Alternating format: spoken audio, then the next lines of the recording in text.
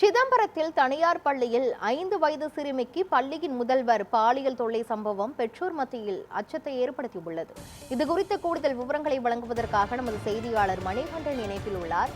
மணிகண்டன், அந்த தனியார் பள்ளியில் சிறுமிக்கு அந்த பள்ளியின் முதல்வரே பாலியல் தொல்லை அளித்த நிலையில் அந்த முதல்வர் மீது என்ன நடவடிக்கை எடுக்கப்பட்டிருக்கிறது? மேலும் குடும்பத்தார் என்ன கூறுகிறார்கள்? விவரங்களை சொல்லுங்க.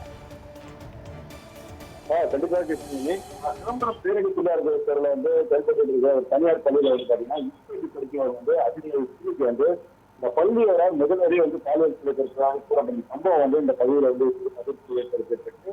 இதன்படி பாத்தீங்கன்னா கடந்த 3 நாட்களாகவே பள்ளியின் முதல்வர் டியோ பிஸ்ரா என்பவர் சிறுமியிடம் ஈடுபட்டதாக கூறப்படுகிறது. மேலும் நேற்று காலை மீண்டும் இது போன்ற சம்பவம் நடந்ததாகவும் தெரிவிக்கப்படுகிறது.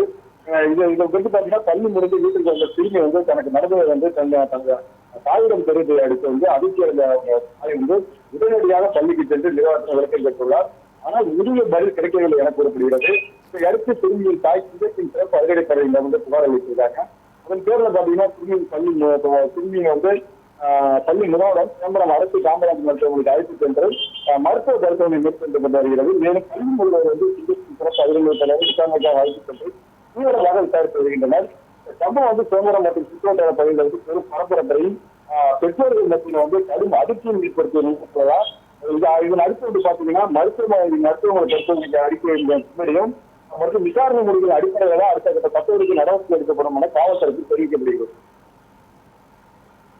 விரிவான விவரங்களை வழங்கியதற்கு நன்றி மணிகண்டன்.